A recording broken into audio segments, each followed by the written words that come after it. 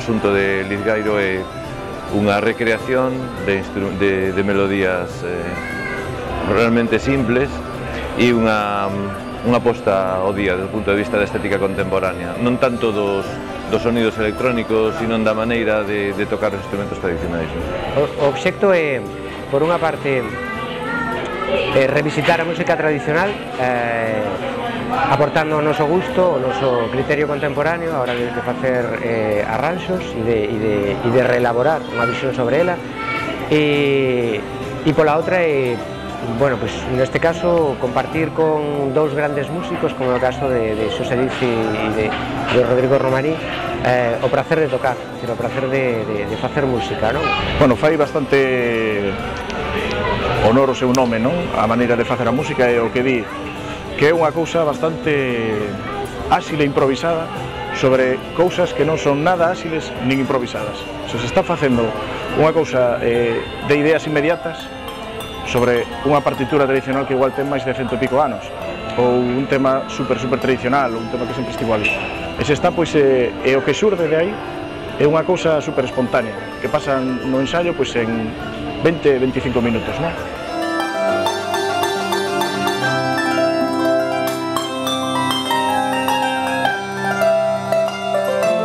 É unha revisión de música tradicional do punto de vista instrumental. Ambas dúas cousas non creo que vayan moito coa moda, no sentido en que a referencia é música tradicional, sobre todo do repertorio de gaita, e a outra referencia é instrumental, o sea que non hai voz, polo tanto tampouco está demasiado en consonancia con as últimas tendencias no que o folk se refire. Retomamos a música instrumental porque ambos os tres creo que temos unha densa carreira nese mundo.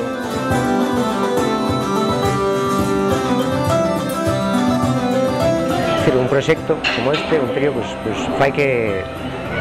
non recuperes, pero si de alguma maneira manteñas esa ilusión prácticamente intacta do primeiro día, por facer cousas creativas.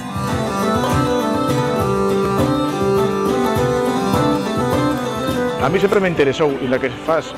fagas cousas moi vanguardistas, como pode ser este proxecto, tratando a música tradicional, pero dende a perspectiva máis moderna. Pois a mí interésame sempre ter un hilo, o sea, un hilo de enganche coa música tradicional, para imbuirme sobre todo da rítmica, de temas e de outras cuestións que non son solamente musical, a convivencia, recoller temas, o sea, a parte dunha pasión é unha profesión.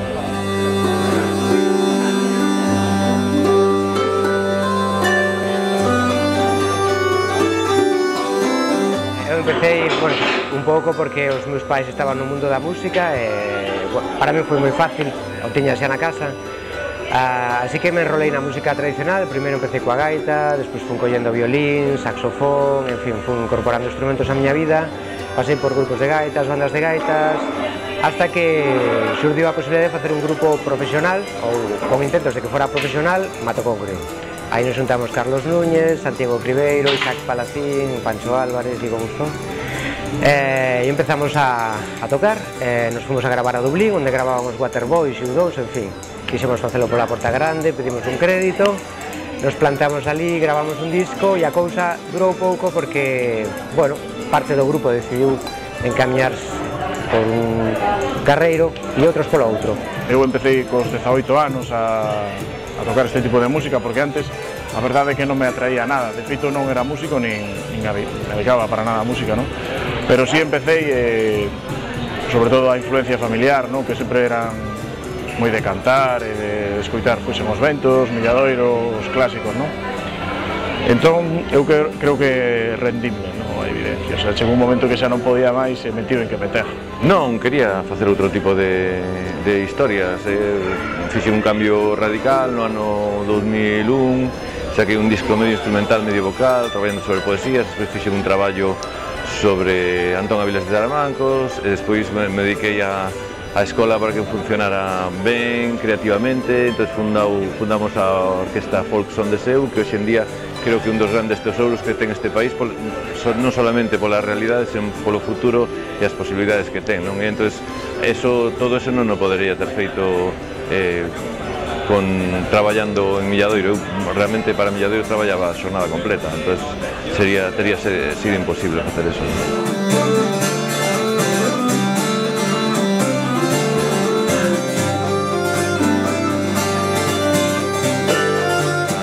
Nos relaciona os tres a Escola de Música Tradicional, que pasou por diversas denominacións, agora ademais se fixo independente, sigue sendo pública do Concello, pero é independente de calquera outra organización, parte da Consellería de Educación, e agora chamase ETRAD, Escola Municipal de Música Tradicional de Folk. Esa é a última, digamos, a última transformación da escola, bueno, pero como xa levamos desde o ano 96, ademais traballando xuntos co Orquestra Son de Seu, e todo eso, bueno, o entorno realmente propiciou que fixéramos este traballo. A orquestra foi Son de Seu, unha orquestra de 40 músicos, na que participamos todos os mestres que ali damos clase, pues cada un se encarga da súa sección, e a orquestra dirixida por Rodrigo Romaní. Facemos moito repertorio tradicional e moita música de autor, pero evidentemente digamos, con engadido especial de facer música para 40 persoas, o cal, en fin, unha masa crítica que realmente revela uns timbres que supera moito que o ámbito dun grupo folk, non? Así que realmente é un traballo tremendamente gratificante, non? O traballo con xeneracións diferentes, máis novas que a túa, o que te reporta é moita máis riqueza, moitos momentos de ilusión, de diversión, de creación, e se aprende moitísimo dos novos, ademais sobre todo estos dous que son os auténticos virtuosos e monstruos do seu instrumento, non? Entonces, bueno, pois aportan riqueza creativa, non? Entonces, ilusión, que de alguma maneira é o que te mantén en esta cuestión.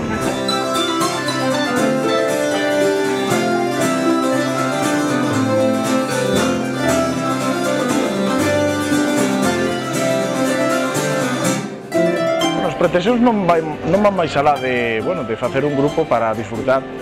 entre nós e tocando a música que nos gusta. O sea, esa é a única pretensión, non hai pretensións económicas, comerciais, de xiras internacionais, ni nada, para nada, non? O que sí é que queríamos facer algo, o sea, plasmar a nosa música nun proxecto no que estiveramos a gusto, pois, tanto tocando como chamando a xente para colaborar e todo iso, e foi a única pretensión, non? que a musical.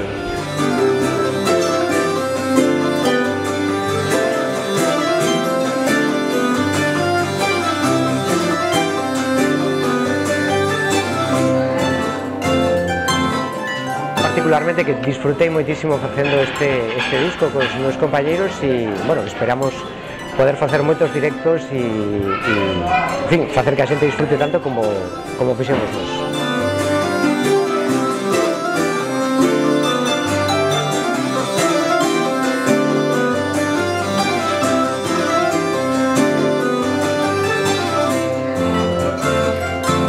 Divertirme, pasalo ben, non teño esperanzas nin de ventas, nin de popularidade, nin de concertos grandes de verán así en plan tal, hombre, algún si sale se fai, pero realmente a mí o que me interesa desto é concertos pequeniños, tranquilos, de inverno, donde poder desarrollar así toda a musicalidade que creo que podemos dar, non?